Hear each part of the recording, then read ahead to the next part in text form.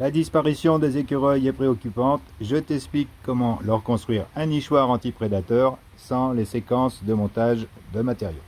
Tout d'abord, j'ai décidé de faire une avancée sur la face avant du nichoir d'environ 10 cm pour pouvoir creuser un trou de 8 cm de diamètre.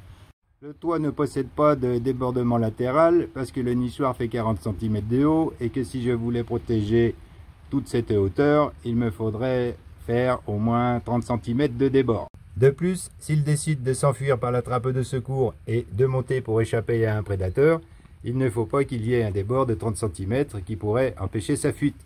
Le trou d'entrée n'est pas tout à fait rond, il mesure 7 cm de hauteur par 8 cm de largeur. Les fermetures sont au nombre de 3 et il n'y a que moi qui puisse les enlever. Je vais relier le tronc à la base du nichoir pour qu'il puisse monter par-dessous. Il n'y a pas de trou sous le nichoir, c'est réservé à la nidification. Regardons maintenant à l'intérieur. Tu vois qu'il y a une planche qui est posée environ 5 cm plus bas que le trou d'entrée. Et dans cette planche, j'ai creusé un trou du côté opposé à la sortie de secours, ce qui crée une chicane qui va ralentir le prédateur si prédateur il y a.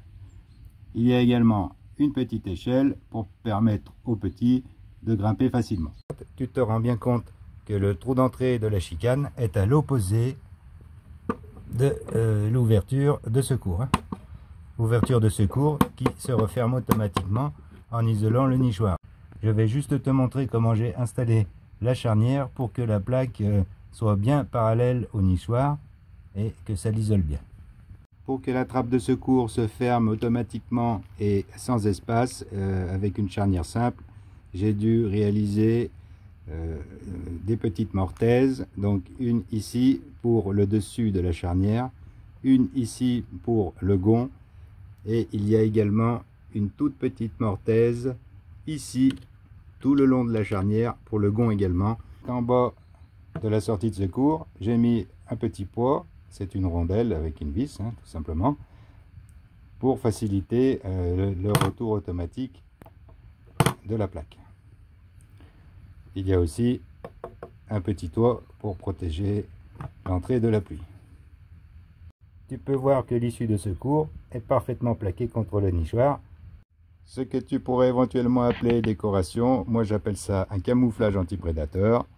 Donc il y a de la mousse, du lichen, des morceaux de bois, de l'écorce, des branches de genévrier, du lierre.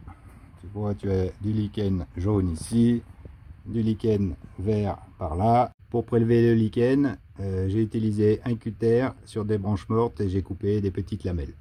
La mousse est naturelle, elle a été prélevée sur un arbre, donc c'est pas de la mousse qui pousse sur du béton. Et pour la fixer, j'ai utilisé du carton non imprimé pour la cellulose, de la bière pour la levure, du yaourt et du sucre pour les nutriments, et pour coller tout ça, j'ai rajouté de la farine, ce qui fait à la fois une colle et un support de culture. Côté sud, soleil et vent chaud, je n'ai pas mis de mousse, uniquement des morceaux de genévrier cloués ou vissés suivant leur taille. Le toit, lui, est fait en écorce, alors d'acacia et de châtaignier. Utilise de l'écorce bien saine, pas de l'écorce avec du mycélium qui va ronger le bois. N'oublie pas qu'il n'est jamais trop tard pour créer un nichoir ou un gîte. S'il n'est pas occupé immédiatement, cela laissera le temps à ses futurs habitants de s'habituer à sa présence.